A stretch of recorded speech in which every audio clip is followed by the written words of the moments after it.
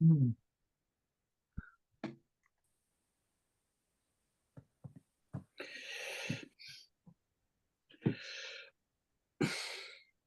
All right.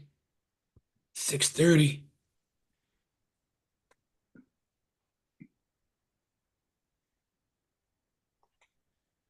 Good evening. This is Joseph Botash, and I'd like to call to order the October 15, 2024 Wrentham Select Board meeting. In accordance with Chapter 2 of Acts of 2003, this public meeting of the Select Board should be conducted remotely via Zoom. The agenda posted on the town's website identifies how the public may join. Please note, this meeting is being recorded. Permit me to confirm that all members and persons anticipated on the agenda are present and can hear me. Members, when I call your name, please respond in the affirmative. Select Board Member Anderson. Anderson present. Select Board Member Gallo. Gallo here. Select Board Member Harrington. Harrington here. And Select Board Member Rouse. Rouse here. All right. Staff, when I state your name, please respond to the affirmative. Town Manager Kevin Sweet. Present. All right. We also have with us our Executive Assistant Amanda Vazzapolo. Present. We have our Finance Director Mike King. Present. We have our DPW Superintendent Brian Antonelli. Present. Okay, at this time, let's jump into the meeting. And we'll start with announcements. And if I could have Bill read the announcements. Yes, Mr. Chair. Announcements for October 15th Select Board meeting. The Department of Public Works and Junk Dunkers will be holding an unwanted household item drop-off on October 26th at the Senior Center from 8:30 to 11 a.m. The Fire Department will be hosting an open house on Saturday, October 26th from 10 a.m. to 2 p.m. The Fall Town Meeting will be held on Monday, October 21st, starting at 7 p.m. at the King Philip Regional High School. Real estate and personal property taxes are due November 4th, 2024. Registration is open for the 7th Annual Turkey Whacker 5K Trail Race being held on Thursday, November 28th. Voter registration for the November 5th, 2024 election will be held on Saturday, October 26th from 9 a.m. to 5 p.m. at the Town Hall. Please see the town website for more information on any of these announcements made tonight. Thank you, Mr. Chair. Thank you. And I also want to acknowledge we have our Assistant Town Administrator Greg Enos with us. Yeah, sorry about that. Here, present. At this time, the chair would entertain a motion to approve the October 1st, 2024 open session meeting minutes. So moved. Is there a second? Second. So the motion was made by Selectman Harrington, seconded by Select Board Member Anderson. We'll do a roll call vote. Select Board Member Anderson. Anderson's a yes. Botash is a yes. Gallo. Gallo, yes. All right. Harrington. Harrington, yes. And Select Board Member Rouse. Rouse, yes. All right. So next on our agenda is to appoint Kathleen Belchiti. I'm sorry if I pronounced it wrong. To the Cultural Council. Is she with us this evening? Here she is. All right. So you were Katie Pearl. Correct? No, you're not. There you are. Katie Pearl, somebody else. All right. Well, welcome. What we basically do is the board members will ask you a few questions and review your application with you briefly. I've had a chance to review it, and we've met before, and I am a big fan of your biscotti, so I need to ask no more questions. Select Board Member Anderson. Thank you, Mr. Chair. So Kathleen, well, thank you for coming tonight. And just for our viewing audience, if you wouldn't mind, just give us a little bit of background on yourself and why you think you'd be a good fit for the Cultural Council.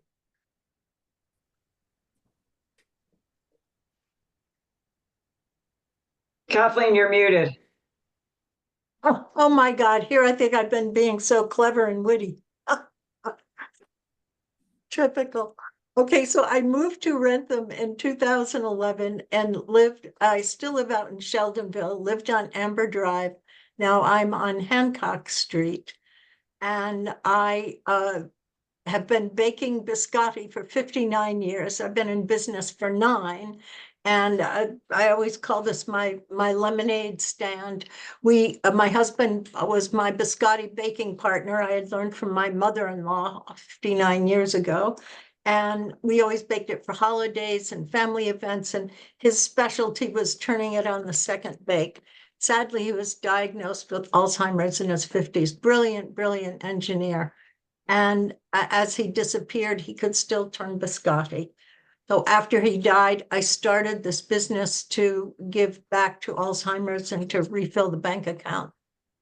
And as a small business owner in Wrentham, I just found that I didn't know how to connect with people, and I would miss things. It's like, how did this fair happen? I didn't know anything about it. So part of it was my running around owning the business, not paying attention to the local scene. So anyway, as the years gone on, I've made friends with people. I stay more connected and just feel that I would like to be part of the Cultural Council, just from the opportunity of a small business owner to look and see in ways of how to engage people and gain more participation locally through really small. I started my business at home. And then, now we're a bigger business, but there's so many young entrepreneurs of all ages, and just either helping give them a start, create a community for that, and also be able to support all of you in the work that you're doing, however that may be, through these businesses. Okay, well, Kathleen, first of all, my condolences for the loss of your husband. Thank you. And I do like biscottis. So do you have a storefront? No, we're wholesale. So we're in Whole Okay. Foods, all the Whole Food stores in New England and other upscale food stores. And as I said, as of today, we're in Copper City, right here in River City, right here in downtown Wrentham. Well, thank you. And I wish you good luck tonight. Thank you. All right. Before we go any further, I'd be remiss if I did not mention the Wrentham Police Department suffered a loss a little over a week and a half ago with the passing of Special Officer Fred True. He was the father of Daryl, who works in our communications center. And Daryl has been an instrumental part of our police force for decades. So before we go any further, I would like to take a moment of silence in remembrance of Fred True and send our sympathy to his family.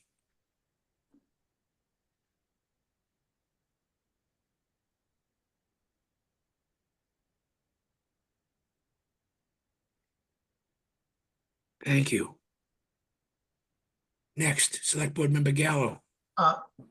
Well said, Mr. Chair, and well asked, Selectman Anderson. I really don't have anything further to add. I'm also known to be quite a connoisseur of biscotti, so I may have Great. to go down to Copper City and grab a coffee and a biscotti and report back.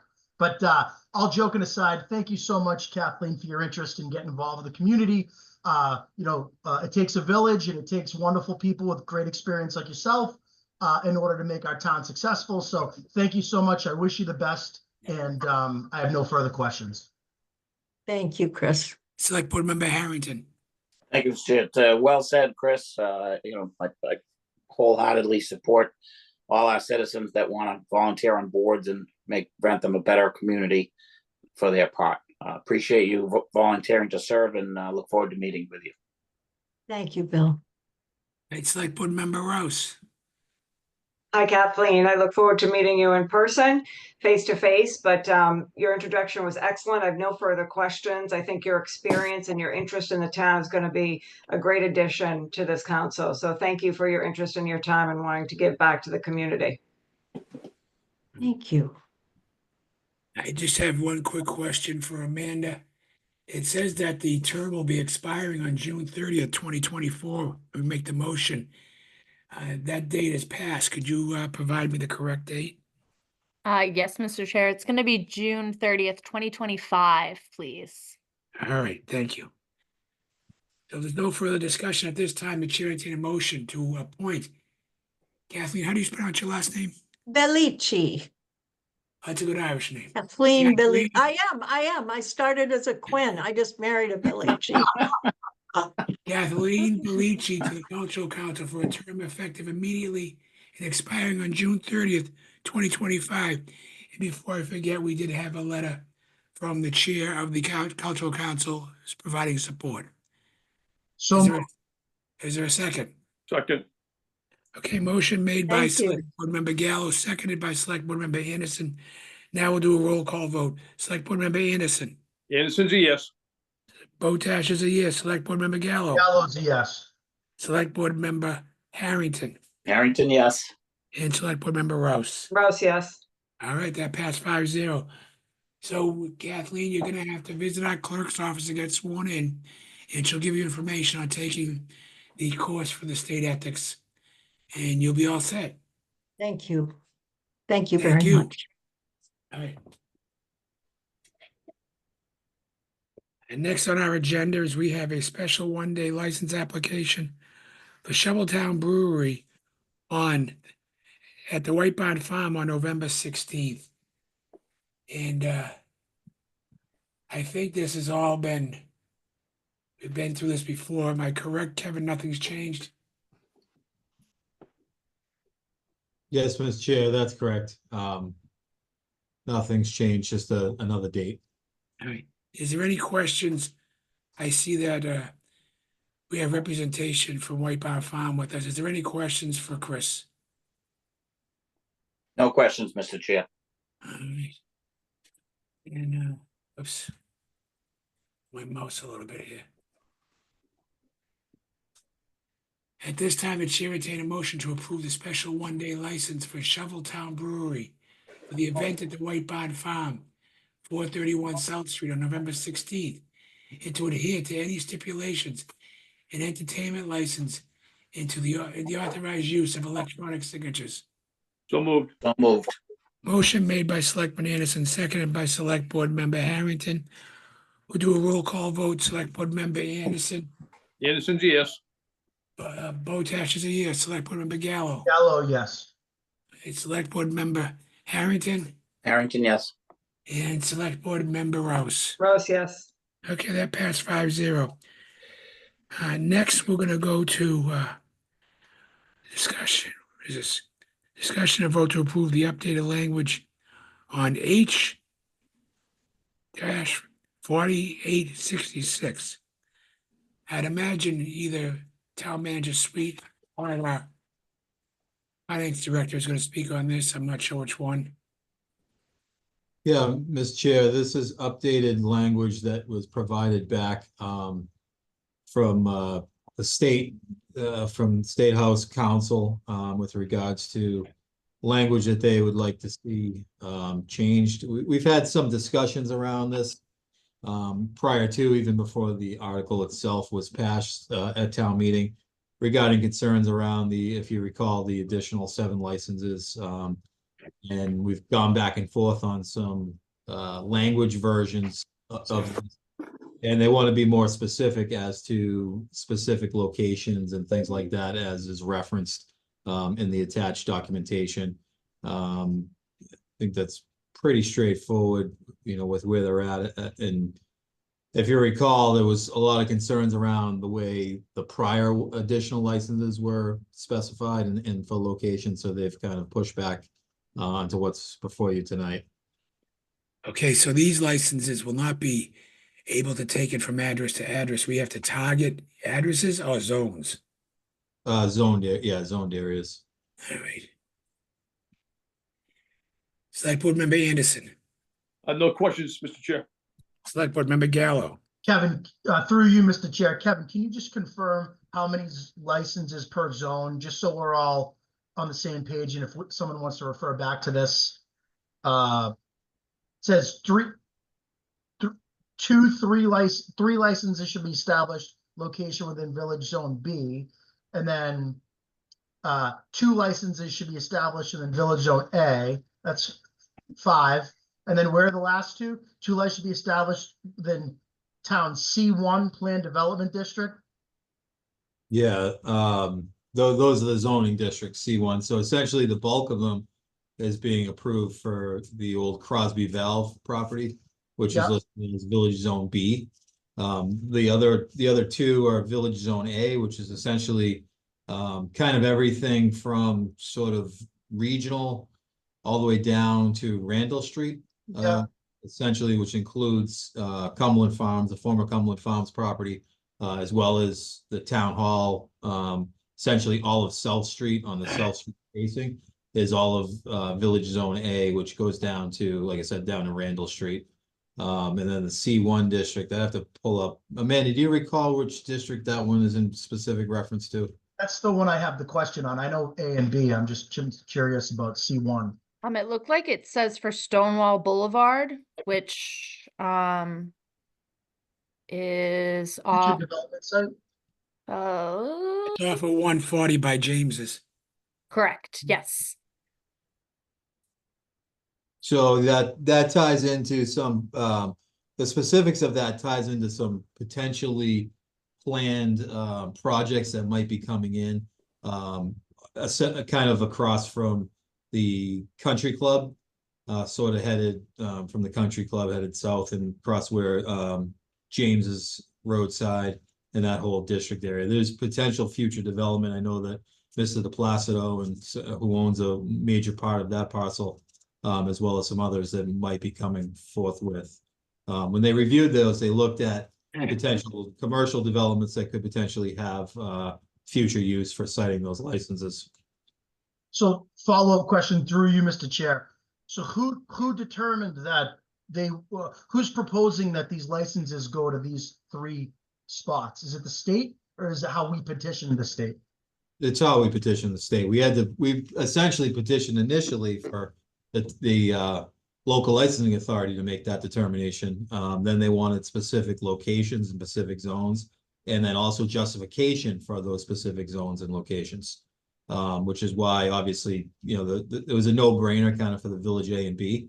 But then looking at other potential restaurant locations or to be able to provide all alcohol service, that was identified as well. And what So about we provided specific zones or specific parcels within those zones that could potentially have future development. and do we consider additional liquor licenses on Route 1? If anyone wanted to develop something there?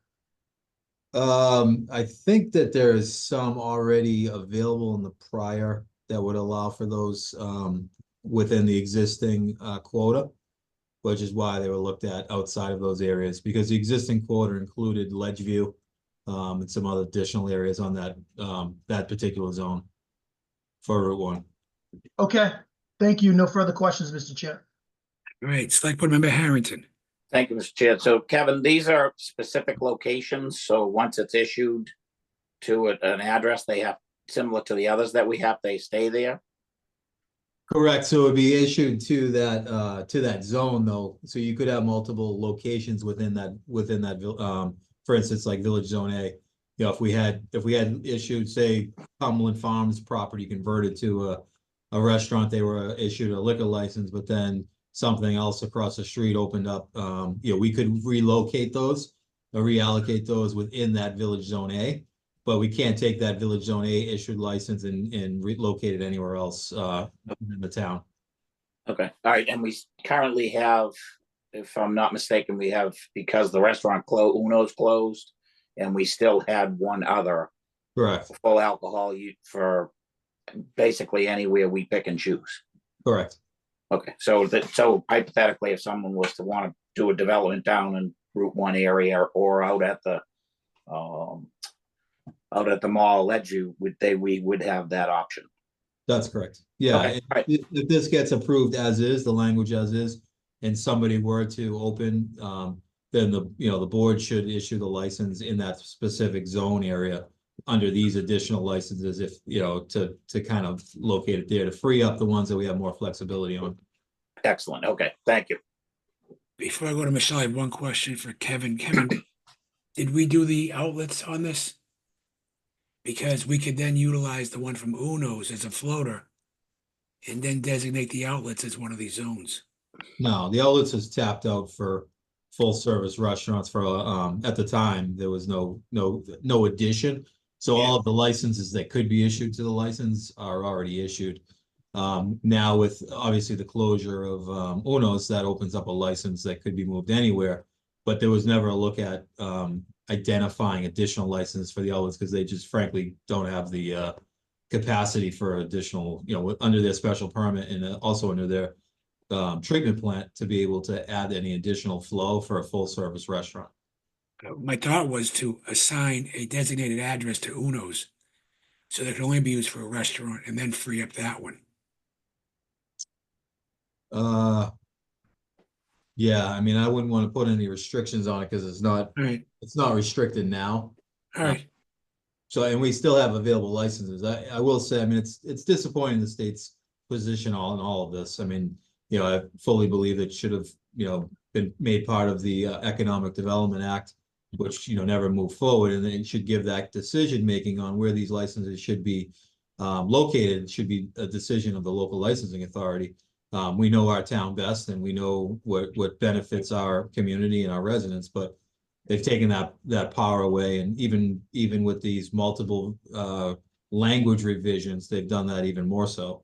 But it's a matter of this is where it's going to get to be able to get the additional licenses. And I do believe, at least with what's being proposed, where it's not address specific, where it is zone specific, it does give us a little bit of flexibility. And if we are going to see any potential locations, I believe they're going to be in those zones. Sorry, Select Board Member Rouse. All my questions have been answered. Thank you. All right. Is there any further discussion? Being none, the chair entertain a motion to update the language as presented for the bill H 4866 as an act authorizing the town of Wrentham to grant an additional 7 licenses for the sale of all alcohol beverages to be consumed on premises. So moved. Is there a second? Second. Motion made by Selectman Harrington, seconded by Select Board Anderson. This time we'll do a roll call vote. Select Board Member Anderson, Innocent, yes. Botash is a yes. Gallo, Gallo, yes. Select Board Member Harrington, Harrington, yes. and Select Board Member Rouse. Rouse, yes. Okay, that passed 5-0. Let's go over to tab 6. This is an update to our Select Board meeting schedule, where November 5th is Election Day. So we're looking to cancel due to election. Is that the only change, Kevin? That's the only change with regards to the select board meeting schedule. The other item on there for discussion is the conversation around the special town meeting for December. Okay. But yeah, that would be the only change. We can't hold it on November 5th, which is our normal scheduled meeting date. So the question is, do we want to add, how is our agendas looking for the next month? Do we want, because the next meeting would be 5th, would be the 19th. So that's not Thanksgiving week. So that gives us a little bit of a buffer. Usually Thanksgiving week is kind of weak. Do we want to Yeah, I mean, the option, if we, and I'll let Amanda chime in, Mr. Chair, what her thoughts are, but the 29th, there are 5 Tuesdays this month in October. We were looking at if we needed potentially for the 29th. But yeah, otherwise I agree with you. I think beyond the 19th is not needed. Yeah. You know, that week, but if there's anything urgent, we looked at the 29th as a potential meeting to put in as well. Amanda, did you have any, I know we talked about that, any thoughts if that's gonna be needed or not? So October 29th would really be up to the board if they wanted to wait until, because then your next meeting, if you didn't add another meeting on October 29th, would be November 19th. But I do think the board may want to do a meeting on November 12th for the tax classification hearing. So you may have two meetings like back to back with the 12th and the 19th, or you could do November 12th and that Tuesday before Thanksgiving if you wanted. So like the 29th is really just up to you if you wanted to have another meeting between now and the tax classification hearing, and then deciding when you want to have the tax classification hearing kind of thing for November. Through Yeah, you, Mr. Chair. Through you, Mr. Chair, couldn't we have the tax classification meeting on the 29th? So, Mr. Chair, I think we were talking about, and I'd ask actually Mike King if he's had any further discussions with the assessors or with our principal assessor, Rob, because we've been talking about doing that. So the reason for that is we talked last year, we were trying to get it a little bit earlier and to also have some of the conversation prior to actually setting the tax rate. So we were thinking about having a meeting to be able to present the material, absorb, have those questions, and not be all on one night, to actually set the actual hearing date for more. But Mike, have you kind of narrowed down potential dates for that? Yeah, so it would be preferable to have a select board meeting prior to November 19th, possibly have the classification on the 19th, and then have a presentation prior to that. I've spoken with our principal assessor, Rob Scott, and right after town meeting, we're going to look at getting the select board and a presentation that they can start to review. But I believe in the past, there's been some interest in having more time after the presentation to review and then vote at a later meeting. Right, so would it be possible to have it on the 29th, have a meeting 29th, have the tax classification discussion, and then we'd have a vote, through you, Mr. Chair, I'm sorry, on the 19th?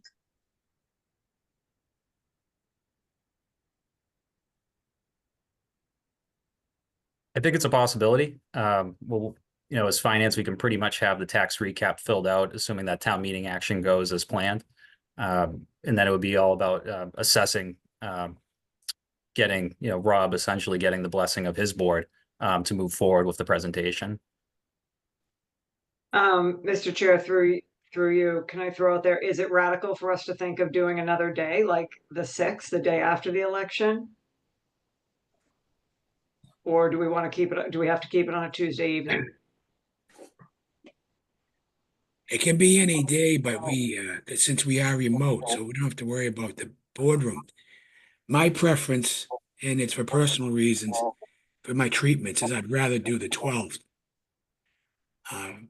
And that's just my preference. And if the board wants to go forward without me, that's fine. But for me, the 12th would work better. So that would be meet on the 12th and meet on the 19th. Yeah. So we get presentation to 12th and then vote the 19th. Is that correct? Yeah, Yes. that would be the scheduled actual public hearing date, and the vote to set it would be the 19th, November 19th. So we would need a meeting prior to that sometime. But again, I don't know if that's asking too much for them to be able to turn it around by October 29th to be able to present. It would be tight, but the 12th would definitely give additional time for assessors to come up and refine their presentation. And through you, Mr. Chair, the 29th doesn't work for you anyway, just so we're clear. Well, it depends. And in the past, that following Tuesday has been a tough day for me. Yeah, I would say I'd be totally okay with giving the finance and assessment team extra time, letting our chairman be at the meeting to weigh in. I'd be okay doing the 12th. I concur. All right. So then the next thing we have to discuss is the potential date for town meeting. So we're proposing December 16th, correct? That's correct, Mr. Chairman. The KP auditorium, where we typically hold, we got notice sort of after the fact that we were planning originally December 9th. That is not available. They have some major event going on there, and the ability to break down for us is not possible. So that date, as well as after the fact as well, the town clerk had expressed some concerns around Black Friday and some of the voting issues that she has that could impact, impact that and some of that stuff. So I think the preference would be for December 16th. Does give us an extra week. It gives us, I think, enough of a buffer away from the holiday time frame. I obviously wouldn't want to go any later than that, but also gets us to meet the deadline of December 31st. And I think is a good it works for everyone else. We've confirmed that date with Philip. We've confirmed that date with the town clerk as well as the town moderator. And the 16th seems to be the best date, and that's what I would recommend. All right. So is there a voting on this or? No, not now. We just wanted to have the conversation, make sure we could start having the conversation around having that as the set date. As you know, we're starting to do a little bit of community engagement. We want to keep the residents informed as to the purpose behind that special town meeting, and it'd be good to be able to just commit to December 16th is the date. We've already somewhat started using that as the date already, so. So the revised schedule would be cancel the meeting on the 5th of November with a substitute meeting on the 12th. And special town meeting will be on December 16th. Correct. All right. Any further discussion?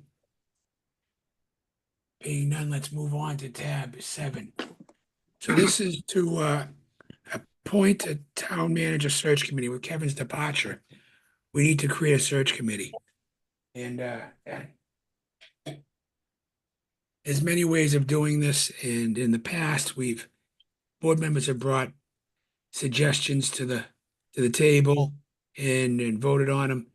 I also had a suggestion today that we put it out and ask for people who have an interest in the audience and in the public who are interested to submit. With so much going on between starting budget cycle and MBTA communities and everything going on, we would like to make this process as quick and smooth as possible and get the right candidate. And so what is the will of the board for, number one, the size of the committee? And what is the will of the board if you want to appoint tonight, or if you want to solicit people from the audience to submit resumes? Select Board Member Anderson. Thank you, Mr. Chair. So my initial thoughts was to keep the search committee small. I was thinking, potentially maybe having 3 people, having, someone from the board be represented on the search committee, as well as a department head. And then also I was thinking, we could put it out there for those who are interested. They could send a letter of intent on why they want to be on the search committee. And then maybe potentially we could go through it at our next meeting. All right. So that next meeting is not until the 12th, correct? November 12th, unless we put it on the agenda for next, if we can review them on the 21st at a special meeting we have before town meeting. That works for me. We'd like to get the ball rolling on this, and I think waiting to the 12th might be tough. Kevin, what's your thoughts? I agree, Mr. Chair. I think if the board's inclined, we're not planning anything really for that agenda. We always have that just in case something comes up last minute, but if the board feels that they can agree on that, we could add that as an agenda item and, complete it within, from the 6:30 to 7 time frame prior to town meeting commencing. So the only other thing we have to do, it just rang a bell, is we have to designate the select board member articles at that next meeting also, because it's not on this agenda. We usually do it the meeting prior. So there'll be 2 things on that agenda. Mr. Chair, Yes. the only article that the select board is going to be moving at town meeting is the volunteer of the year. Oh, You that's actually simple. don't have any articles to. I was left Fine. off, Mr. Chair, because it was sort of an assumption that would be done by Select Board Member Anderson or Rouse. Well, they do them together. They're a team. I think how we did it the last one. That's fine. Okay, just wanted to make sure. Okay, so Select Board Member Gallo, what's your thoughts?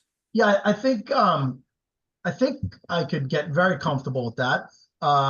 Like the idea of soliciting the public. I want the voters to feel like they have a stake in this. So if you're watching this live tonight, or I know that all 11,000 residents tune into these meetings, if not live the next day. I'm being facetious. Then I feel like they should step up, and if they want to submit, or they know someone, please get us the letter of recommendation. Or what are we going to ask? Is there a dummy form, like name, obviously address, why qualifications? What would we ask of these people that are going to recommend people? But to Selectman Innocent's point, I agree a member of this board should be on there, and I'm not volunteer myself, but a member of this board should be on there. I think that's important. I think a department head that manages and has shown the ability to manage staff, budgets, what have you, I think that's very important. And then I agree that a resident at large makes a lot of sense. Chris, I think in response, I think we should also, the letter of intent should state why you have an interest and what experience you would bring to that board. Because I think what we're talking is, if we bring a department head, we have the municipal, when you step down from not being interested, another name came to my head who has a human resource background on our board, and we make a well-rounded committee. So we have somebody from each aspect. Well, when you got to me, I was going to throw my hat in the ring because of my extensive HR experience, and also have been a part of many selection committees for the town. You So have, well right? versed, yes. I've nominated you numerous times for him. If I'm not mistaken, her record's pretty good. So It is. And I know that I cannot do it. And Jim, if Jim has an interest, or Bill, you can voice your opinion if you want to be interested. But for me, if you look at the history, I've always nominated Michelle myself because of her HR background, and I found it very helpful. And so has in the committees. So, Bill, I'll go to you now. Thank you, Mr. Chair. So personally, as I indicated in the meeting, the last meeting, I think it should be a 3-member board to pick the candidates to bring them to the committee to make the decision on. My recommendation then and now would be to have Michelle with her background. Before we leave tonight, I think if we can, I'd like to pick the town member so that we only have to get one last member to be on there so we can move it forward. And also, with your permission, and Kevin, get the job posted out so that we can start to accept letters of intent or of interest. This is something, it's a difficult time of year to change jobs, but it's such a critical position. I think we need to move sooner than later and not drag our feet. Does anyone have other than Michelle, if she's even willing, does anybody want to bring forward a town employee that they'd like to recommend?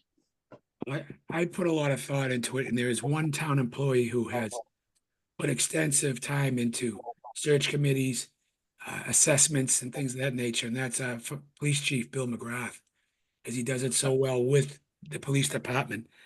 So if I was to recommend somebody, I'd recommend Chief McGrath for that position. Mr. Chair, All right.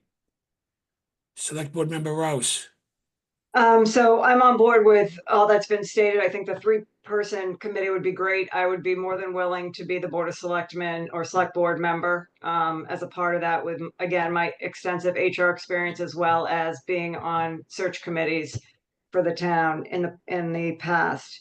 I think the sooner the better in getting this moving. We're going to be hitting holidays, quick turnaround time. It's an important search. Want to make sure everyone would be, well-versed, ready with, for the search process. So for the letter of intent, I think if a resident is interested, a statement with, the obvious contact information, qualifications, and then answer the question why why do you want to be a part of this search? Pretty plain and simple.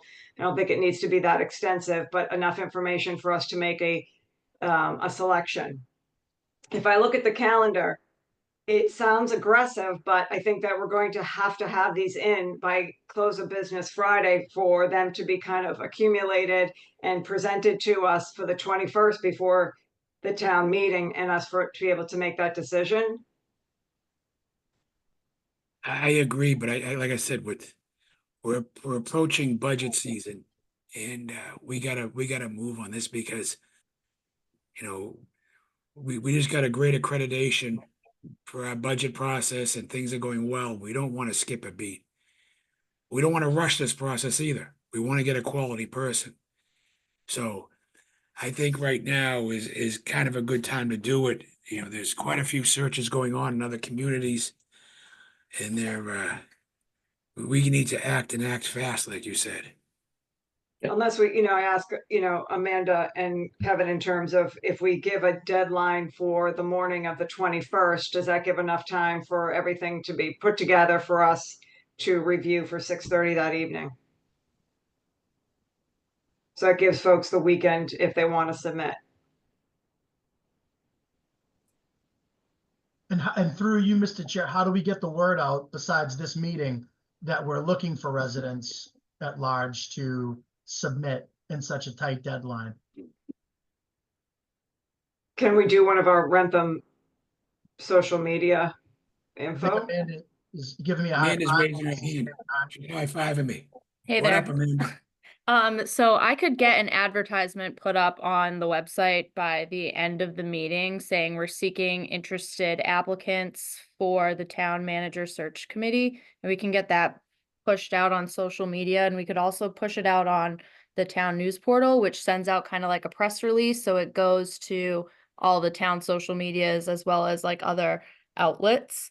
So we could get it out on there. So reaching residents via like digital means wouldn't be a problem. And I do think we'd be able to compile a lot of those if we had a deadline of like Sunday PM or Monday at noon. That would give, they're going to be in an email form. It's not going to be super hard work to gather up those PDFs and distribute to them to you guys. It just depends on how you all feel about reading through those applications and submittals that come through before town meeting. Yeah, that's why I think you're gonna need to get those. I think at maybe noontime on Monday will give us time to review them before, because if we get them at the meeting, we're not gonna have enough time to review. Yeah, it's too So important of a decision. So if we could get them, close it at noontime, send them off to us at, right after, it will give us Monday and Tuesday to review. Oh no, Monday's the meeting. Monday's the meeting, yeah. So it will give us a little bit of time to review. Yeah. We may have questions. Friday would be better, but like I said, you got to give them the weekend. We can't do the short notice. So I'm thinking Monday at noontime. Yeah. Kevin, through you, Mr. Chair, can we also get it on the signs, the electronic signs out in front of the town hall and fire department down in Sheldonville? Sure, we could, but I'm just wondering if the message would be understood on such a short format or what we're looking for. We need to also incorporate in that publicity is who to send those letters of intent to. The, So they all go BOS. yeah, the SB office at Wrentham.gov. Yeah, so we make sure we include that. I would, through you, Mr. Chair, and to you, Mr. Chair, I would say Monday at noon at the absolute latest. Some of us like Selectman Anderson and enjoy a lot of leisure time these days, besides his golf and his, for me I'm up early, I'm up at 5 every morning, but I want to make sure we have enough time to look at these things because it is such an important thing. I can make it work. I don't want to, you're right, it's a very important thing. We don't want to shortchange anyone. I would say if you can't do it by 9 a.m. Monday, then definitely by noontime on Monday, so that Amanda could fire them over to us, and I'll find some time between then and the meeting to review. All right. I agree. So, Amanda, I think we'll leave it up to you. No, But we should expect them sometime after noontime. And please, I know Amanda's being put on the spot here too, but yeah, earlier the better so that we have time to review. And I was just joking with you, Selectman Anderson. All right. Mr. Chair, can we say 9 AM on Monday, with work during the day? Again, if we have them by 9:30, we have the time, we have a few more hours to make sure that we're giving them the due diligence needed before we meet at 6:30. So if people can have them in by 9 AM Monday morning, I think. I am I fine think with that- that. I'm Because fine with it's not a physical drop off, it's electronic. So Right, people can do it 24/7. right. I'm I fine with think that. I think that's a better idea. Yeah, Okay. all right. So should we appoint the two that we've nominated so far, or should we just do all the appointments at once, Kevin? That's your call. I mean, you can take the appointments now and just leave the committees defined and then select the resident at large. All right, so at this time, the Chair entertain a motion to appoint Michelle Rouse as Select Board Representative for the Search Committee for a new town manager. Chief Bill McGrath, representing the municipality, and we will vote on the 21st to select a member at large from the community. Mr. So Chair, moved. can I just, before we vote on this, how do we know Bill McGrath is even interested in doing this? Like, can we just appoint him and tell him he's doing it? Doesn't We he did take, it, we did it to Jim when he was the acting interim town town administrator, so I'm just saying, like, I don't know the proper protocol. I just want to make sure we do this right. Like, does someone want to call him, or, should we just appoint him and say pending his approval? Like, I have no idea if the guy wants to do this. well, if he doesn't want it, he can just deny it and we'll reappoint somebody on Monday. Okay, fair. But at least this way, if we want to start getting the ads together and getting things out we can get a start. Someone give him a courtesy text maybe and just let him know. Like Jim, congratulations. Yeah, I've been down that road before. Yeah, So anyway, I'm sorry to interrupt. I just redo it just for the record. I just want to make sure we're on the same page. not a problem. So we have a motion by Select Board Anderson. Is there a second? second, Second by Select Board Member Harrington. Let's do a roll call vote. Select Board Member Anderson. Anderson's a yes. Select Board Member Botash is a yes. Select Board Member Gallo. Gallo, yes. Select Board Member Harrington. yes. And Select Board Member Rouse. Rose, yes. All right. Next, Next, we need an interim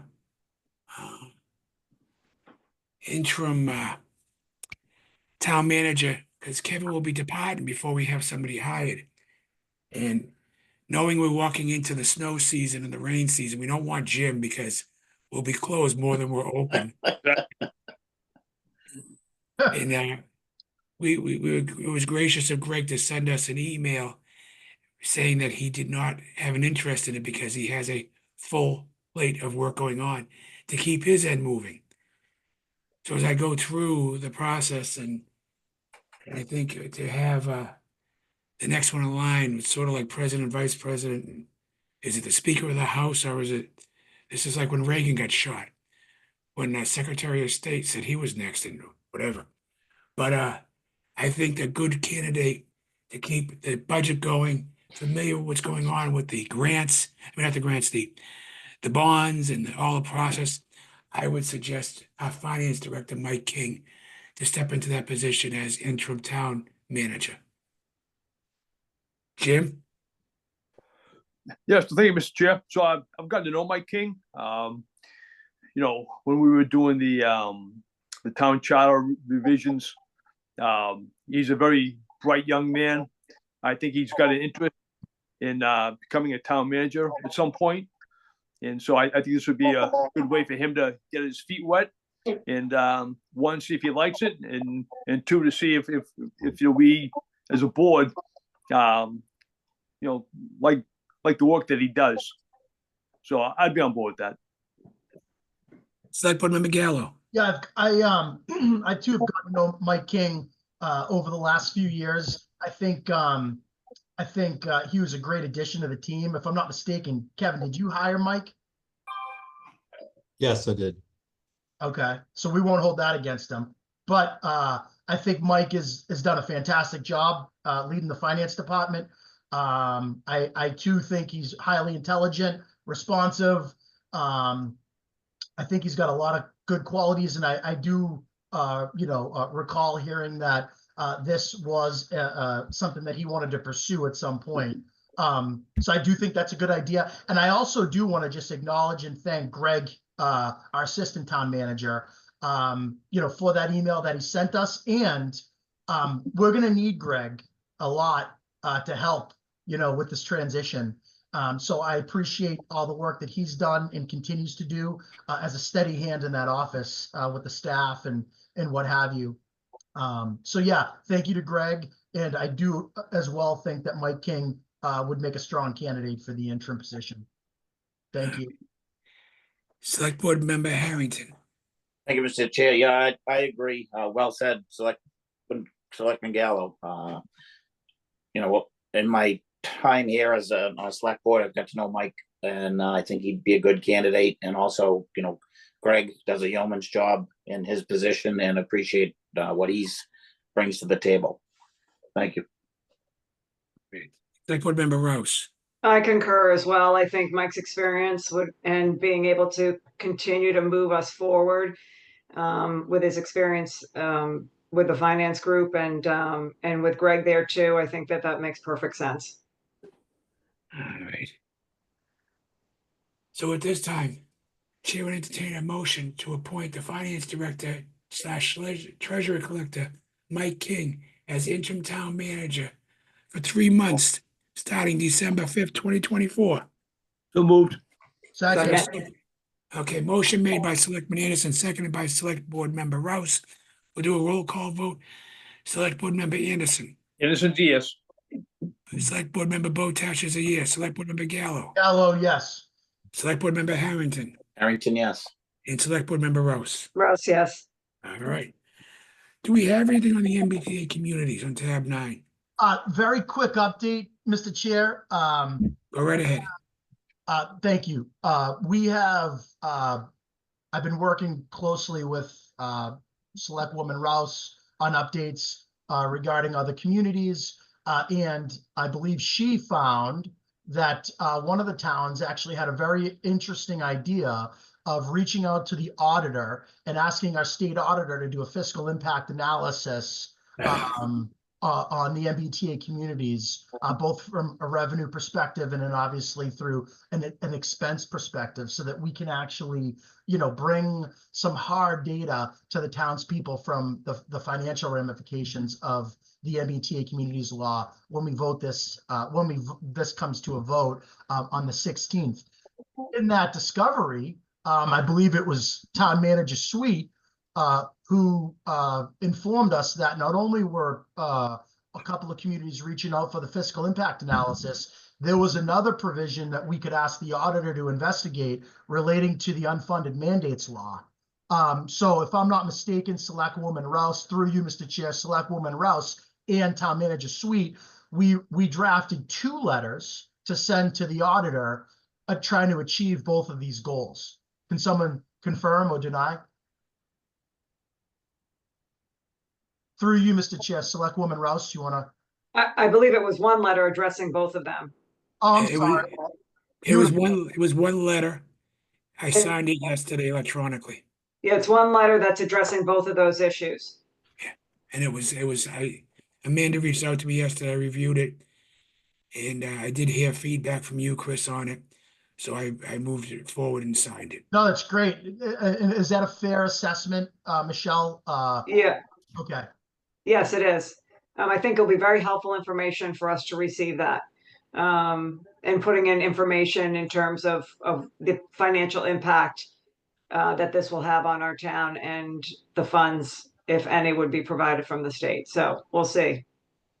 No, I agree with you because, right, people can have their opinion and say, this is great for our town or this is horrible for our town. But unless we get hard data, it's very hard to make an educated decision on the actual impacts to our budget, versus tax revenue. So I think this is a hugely important piece of the MBTA conversation. I hope that the auditor, and again, through you, Mr. Chair, whether it's Michelle, Kevin, or Mike that can answer this on the auditor's time frame on responding to the letter, would be very helpful, seeing that we're up against a 12/16 special meeting. So, Mr. Chair, I can provide an update there. So after that kind of was discovered, we reached out, actually, Mike reached out directly to the Division of Local Mandates, had a conversation with the director there about what we were considering for the letter. She provided some guidance on what they're looking for. A lot of Middleborough's letter had stuff in there that wasn't necessarily relevant in the sense of what the auditor's office is going to be looking for when they do their piece of it. So we really took that critique and really drafted, I think, a solid letter for what they're looking for. A couple of ongoing kind of things within that is they don't get when they're still trying to decipher the litigation matters around Milton and how that might impact kind of what what they're doing there. It being tied to that as it relates to some of this request around the unfunded mandated stuff at the local level. I did also speak directly to the town manager, Jamie Brill, at the town of Middleborough to get a sense from them on what they've heard, and obviously they submitted a letter and they already had town meeting. What he said was that the auditor's office responded very quickly that they received the letter, but there was no definitive timeline on when they would have a response by. So I think, I wouldn't anticipate we will have any kind of response prior to the December 16th meeting, just based on the time frame and all of that. So it's a little open-ended on when we can expect anything, but I think we will hear back from them fairly quickly, that just confirming that they've received it, and then maybe get some kind of timeline or some sort of time frame, if you will. But according to my conversation with Jay, they don't know definitively. They don't have a timeline on when they're going to hear back specifically from Middleborough. So I would anticipate that'll be the same for us. And Milton, the justice have until February, I believe, to make a decision on that. Correct? Yeah. Yes. The timing is going to be interesting. I believe that the auditor, the time starts ticking for when they receive the electronic copy, if I remember what Mike had stated. That's correct. Okay. Yeah. So that should have gone out today or tomorrow. Yes. Yeah. And then they have a 60-day response timeline, I believe. It was 60 days, yes. Yeah, okay. So we sent it electronically to the office as well as via mail. And the timeline, as you stated, starts ticking when the electronic email is sent and submitted to them. So there'll be that 60-day kind of response time frame that they would have.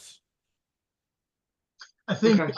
through you, Mr. Chair, I think we should, obviously on all of our educational piece, I know we're working on an educational piece that we may or may not discuss this evening, but we should obviously, mention these two things that, that we're trying to get information, the timelines, and obviously Milton's decision, is in February. I think it's important for the voters to know that, because there is a scenario where the voters at town meeting decide to punt until February or later on until the Milton case gets resolved. And then the next question is going to be, well, what does that look like if we're quote unquote not in compliance? Is there any direct grants that we would be, or funding that would be losing from December to February while we're waiting to hear back on Milton, if that's how the taxpayers want it to go? So I just thrown it out there so people can start mentally preparing and having these conversations if it's an option. Let's just explain that a little bit more clearly, and Kevin, you might want to jump in as well. If we vote yes, and in February they come back and say it is unfunded mandate, unconstitutional, we are still tied to that yes vote. Yes, that's So part of the educational piece that we need. Right, but I'm just clarifying what you're saying. So if we say no because we want to wait until February, Your question is from January to potentially February, as we're in non-compliance, we would like to be able to provide information what that potentially could mean for grants during those 2 months as that we're 100%. waiting. Okay, so just 100%. clarifying what you were saying for people that might not understand the yes and no vote and how the decision with Milton could impact if you say yes and if you say no, and how Right. that.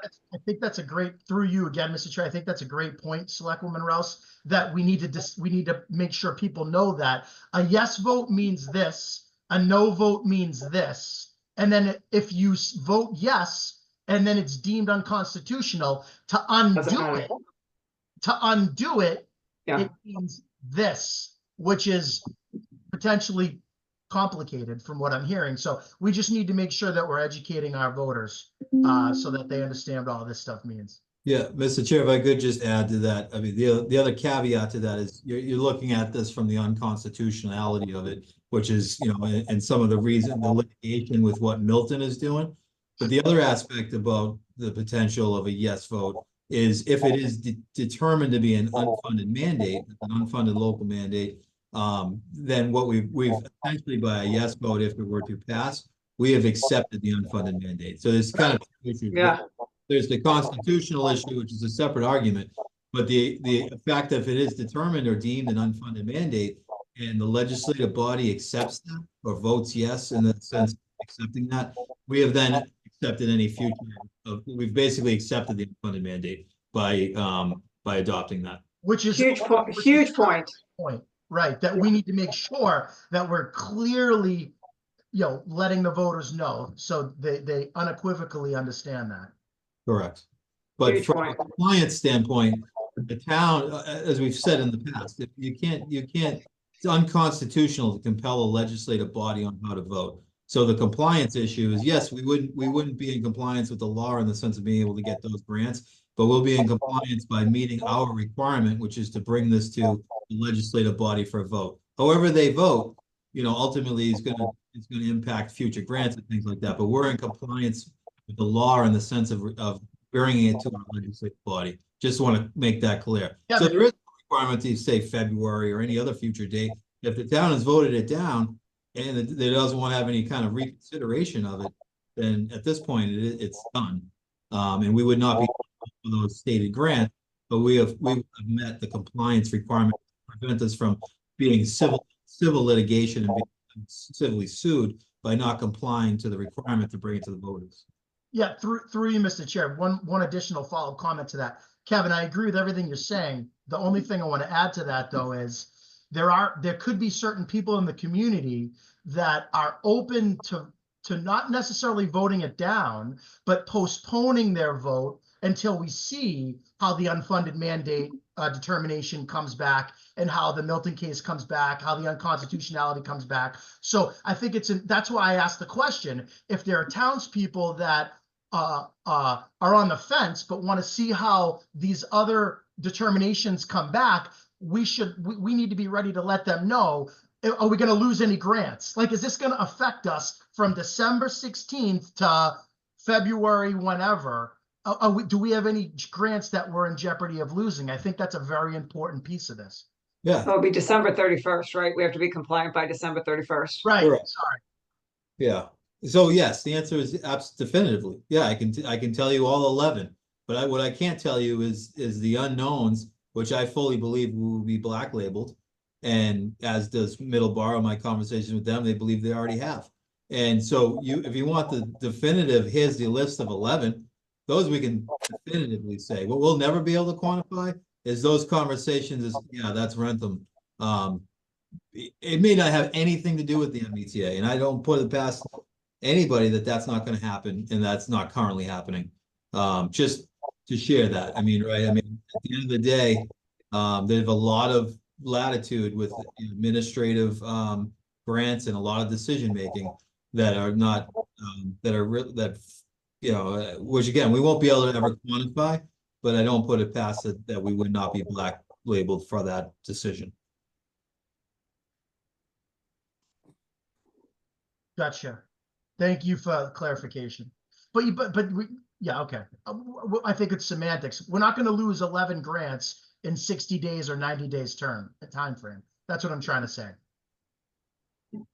Is that a yes? Is that a fair statement, or do you not agree with that statement? I would agree that we would lose any grant opportunities after January 1st of 2025.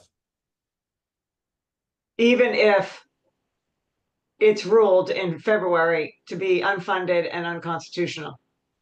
Well, I think that would change a lot of things if, Right. you know, in that case, I don't know what, you know, I don't know what happens after that. You know, there'd be probably continuous litigation. There's appeals, you know, I don't know. But essentially, we're not in compliance to meet those grants by January 1. So we would not be eligible applying for any of those defined 11 that have been, So, there's 4 in the law, and then there's an additional 7 that are in the guidelines by the Housing and Livable Communities. The HLC guidelines identifies 7 other grants. So there'd be 11 specifically mentioned or stated grants that we would not be eligible to apply for. so a question would be, are those 11 ones that we would be going after January 1st? Do we have plans to go after those 4 or 7 grants in that time frame? And what dollar amount does that constitute in funding? Yeah, I mean, I think we would put in for any and all grants that might fit into the criteria. What we've talked about is maybe particularly MassWorks and some of those things we've talked about. If a project happens at Crosby Valve, to try to make a bigger impact, because particularly with MassWorks grants are tied to having an economic development stimulated to the community, which includes a mixed use of housing, you know, commercial and those kind of things, which that, you know, Village Zone B and the Crosby property would be that. And we try to make those enhancements and improvement to South Street and the common area and then that circulation. Yes, some of that would be obviously required at a bare minimum for by the developer when it comes to, you know, mitigation, but there might be an opportunity to make a bigger impact and do more stuff if there were grant monies available. So I wouldn't rule out we would not apply for any of those grants. What I'll also tell you is what concerns me is, you know, we're talking about grants around like Red Dam, and those, you know, those costs, those grants fall under the seawall grant, and the seawall grant is where those dam grants are, and we're definitely having conversations around applying for those grants. And are those considered MassWorks grants? No, it's not. Seawall. It's under the seawall grant, which, as you know, the Is Milton this law grant, tied to seawall grants or just MassWorks grants? no, it's open-ended on a lot of them. It's specifically the law has 4, which does not include a seawall grant. But Milton's grant was taken back because they were not in compliance, and that was a seawall grant. So there you go. I mean, Okay. this is the information that we're going to have to bring to the voters. Yeah, because they have to make a decision. Is that more important than the additional costs that we're Right. that we could, from the auditor, that we're gonna accrue as Right. a town, and how overrides could happen and real estate taxes increase, because to cover the additional money that will be needed for our budget that we may not be getting most likely now from the state. I mean, to listen to this, and we could go on and on, but to hear how you're held captive with like handcuffs is just, it's just appalling to me. So With our own tax money, nonetheless. yeah, it's our money, but whatever, we'll go down a rabbit hole on that. So I think getting the audit information is going to be extremely helpful, getting that information, understanding the impact it will have for our town and the impact that it will have, not getting any of those funds, and making an informed decision. As residents, we'll be making that decision for the town and what that means. And I also think it's important for us to educate folks that if Crosby Valve is continuing to go through, that's 282 units. Am I right on that number? Yeah, that's right. In addition to the 750 units zoned for the MBTA. So you're looking at, you know, 1,000 units coming into the town and how that could impact. So that's another piece that people need to fully understand the full picture of this MBTA requirement. Yep, I would concur. So more information will come as we put together some information guides and informational sessions for residents to be better educated before they make that vote in December. And obviously, we'll communicate any information we get regarding these 2 initiatives with the auditor. So, Absolutely. all right. Sorry, Mr. Chair. I thought that was going to be quick, but it was a little less quick than we thought. You told me there was nothing. I apologize. Chris loves to talk. I know. Takes one to know one.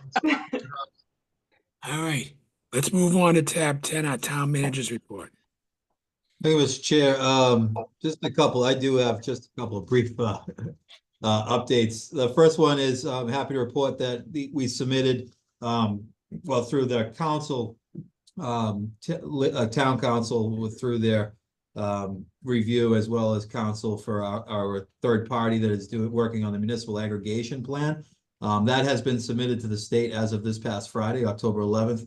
The municipal aggregation plan, as well as the attached appendixes and all of those items that accompany that have out now are with the state, and you know, that's moving along as on target as planned and as discussed along that timeline and time frame. So good things there. The only other update I had is just with regards to Sweat Park. Has anybody had an opportunity to kind of visibly go out there? It's a very active construction site. If you were out there as of today, you'll notice that all those stairs have been completely removed. It just kind of drops down. All that work is ongoing. There's multiple, it's a full site happening, so there's a lot of moving parts. One thing that I just wanted to just kind of give you an update on is that we sort of had our first change order, and not a major catastrophe, but was unplanned underneath the existing court, which is 100 by 110 feet. Existing tennis court area. There is a slab about 6 inches of concrete, as well as the wire mesh that was underneath that court system that was unknown. The borings that were done out there when we were doing exploratory, obviously it was an active court. They didn't drill and dig through the court itself. They did borings and testing material around to specifically for the drainage areas, to understand the soils and the suitability for the drainage, but the court was an unknown. So as they started to look into that, that's where that concrete was discovered. My guess is that this was probably at some point a flat surface that made sense. It was 100 by 110 foot area. And when they decided to install the tennis courts, it just made more sense at that time to say, hey, we already have kind of a flat area. Let's just go over the existing, rather than remove it, let's go over the existing concrete and put the tennis court on that, you know, way back decades ago when they did that. So we now are dealing with that. That does have to be completely ripped up. So we have a kind of a clean canvas to work from. You know, there's a couple areas that are settled, and it's just, you know, go through all of this work and things like that. We could cut out sections, but for the cost, and, you know, it's going to save, you know, a handful of thousands. It's not a zero sum. So it's definitely worth just ripping it all out, creating a clean canvas, doing it the right way. And we'll be able to manage that within our contingency that we have. Hopefully, knock on wood, we don't run into. Our big concern was the unknowns still related around what the material is under the stairs and what that's looking like. So, you know, we're kind of into those other potential concerned exposures right now. And we're not seeing anything as of yet, and hopefully that stays the same. So, you know, that was an unknown, but like any of these projects, when you're not dealing with fresh, undisturbed area, you're going to run into some unknown and potential from the sins of decades ago, if you will. But we're doing it right, and it'll be a great, beautiful project when it's done. I've had some questions around some of the material related to the fencing. The fencing material that's being provided is a PVC coated steel wire style fence. The way the bid documents are written is the specifics on the choice of those. The vendor, in this case, the contractor, which has been awarded to Argus, needs to provide actual samples from coloring as well as 6-inch material pieces. They're providing all of that, and that's all happening right now as we speak. The final court coloring, there's like a couple of options, as well as the final materials related to the fencing, for not just the fencing material, but the gates and the hinges and all of those things will be reviewed by our engineering team. And the contractors are in the process right now of submitting what they propose for those exact specific materials. Some of it's defined, like, you know, as far as what type of material, like I said, specifically PVC coated and meeting certain manufacturing specs. But the final decision on what product is actually selected will be made by our engineering team. That'll be, you know, quality wise to be suited for that project. Yeah, other than that, they're out there working hard. They worked through the holiday. They had crews out there yesterday. And they've really they mobilized in about 10 days, and they're from amongst when the actual contract was awarded, and they're you know, barring good weather, I think, you know, we're making a lot of progress, and it's really coming together that hopefully the weather is cooperative and we can get this really substantially completed. Nice. That's all I had specifically. I'm happy to answer any of the questions. All right, any questions for our town manager? All right, being none. Brian, you joined us for the meeting. Was there something I missed? No, I was curious about the MBTA communities as always, and see who our interim town manager is going to be. Congratulations to Mike. And that's it. Thank you. I got a quick question for you on that 26th, on that Saturday. That is household materials, but it does not include hazardous waste, correct? That is correct. All right, just wanted to make sure. Well, Mike, congratulations on being our interim. We look forward to working with you. And I'm sure it's going to be a challenge, but you got a good mentor to work with prior to get as much information as possible. And I think you'll do well. And thank you for accepting. Have you accepted? I do, Mr. Chair. I just wanted to say thank you. I appreciate the opportunity to serve the town in a greater capacity, and I look forward to working with the select board more closely during this transition period. Thanks.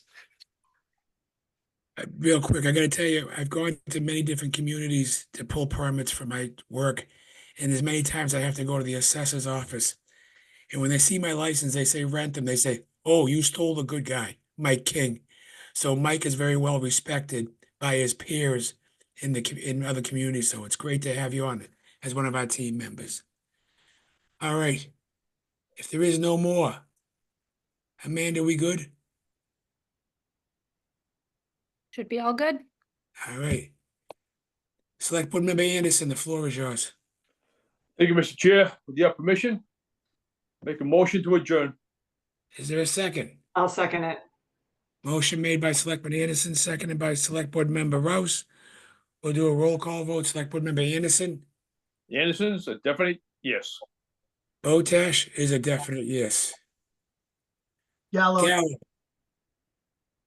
Hey, Gallo. Gallo, yes. All right. Harrington, yes. And Rouse. Russ, yes. All right.